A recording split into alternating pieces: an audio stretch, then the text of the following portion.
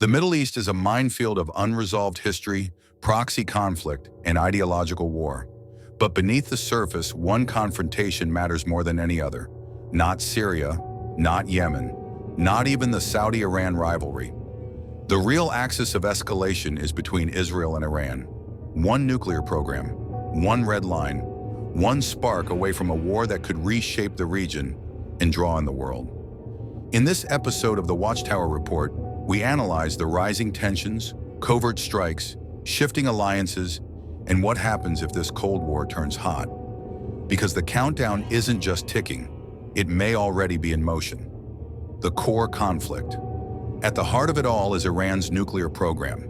Tehran claims it wants peaceful energy, but uranium enrichment continues far beyond civilian needs.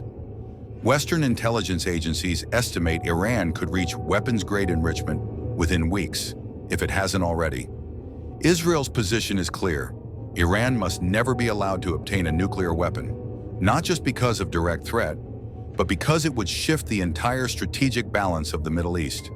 A nuclear Iran would embolden Hezbollah, freeze Arab normalization with Israel, and permanently destabilize U.S. influence in the region. For Israel, it's not politics, it's survival. The shadow war. While world leaders talk, Israel has already taken action. Over the past decade, Israel has launched a covert war against Iran's nuclear infrastructure. Cyber attacks like the Stuxnet virus that crippled centrifuge networks, assassinations of Iranian nuclear scientists in broad daylight, sabotage operations inside secure facilities in Natanz, and Fordo airstrikes on Iranian weapons shipments in Syria and Iran has responded with its own arsenal. Drone strikes on Israeli-owned shipping, cyber attacks on Israeli water systems, support for proxy attacks by Hezbollah, Hamas, and Shiite militias. This isn't a future war, it's already underway, but so far it's been deniable, limited, controlled. The danger is escalation.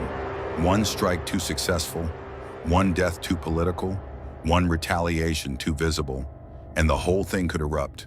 The Regional Powder Keg, Israel and Iran are not alone. The entire region is part of the equation. Lebanon is a launchpad for Hezbollah, Iran's most powerful proxy. With an arsenal of 150,000 plus rockets aimed at Israel, any full-scale war would unleash massive civilian casualties on both sides. Syria is a chessboard for Iranian military logistics and Israeli airstrikes. Israeli jets operate there regularly, but Damascus, Moscow, and Tehran are watching closely. Iraq hosts dozens of Iran-backed militias, some openly targeting U.S. forces. If conflict erupts, they could open a new front. Gaza is already on fire. Iranian funding of Palestinian factions ensures any Israeli-Iran conflict would also ignite the Palestinian front. Yemen gives Iran reach into the Red Sea and Arabian Peninsula, endangering Saudi Arabia and Israeli shipping alike. And then there's Saudi Arabia and the UAE. Both fear Iran, both have flirted with Israeli normalization, and both sit on the front lines of missile range. A war wouldn't stay bilateral. It would go regional and fast. Israel's red line strategy.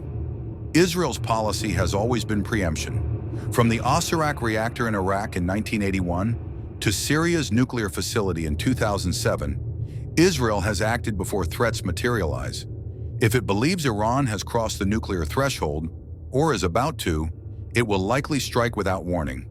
That strike would be surgical, but large. Dozens of stealth aircraft cyber attacks to disable radars.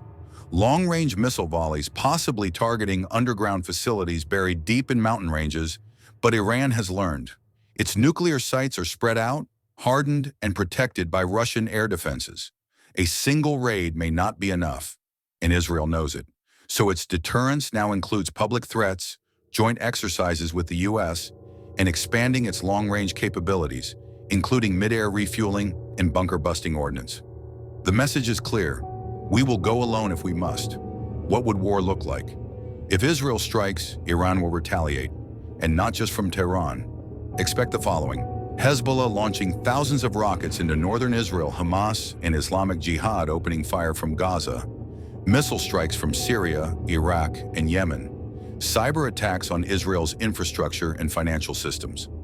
Potential strikes on U.S. bases in the region. Israeli responses with overwhelming air power, targeting Tehran and key military hubs. Civilian populations on both sides would suffer. Refugee flows, regional oil spikes, global market panic, and the risk that the U.S. gets pulled in, that Russia and China exploit the chaos, that the conflict spreads beyond the Middle East. The diplomatic horizon. Diplomatically, the window for a peaceful solution is narrow. The JCPOA, the original Iran nuclear deal, is effectively dead. Europe is distracted. The U.S. is divided, and Iran continues its enrichment with fewer inspections. China has brokered talks between Iran and Saudi Arabia.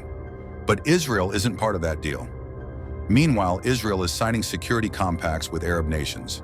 The Abraham Accords may evolve into a regional anti-Iran coalition. Washington supports Israel's security, but will it support a preemptive strike? That answer remains unclear. The longer the world waits, the more the risk grows, because Iran isn't backing down, and Israel won't stand still. 2025 and the road ahead.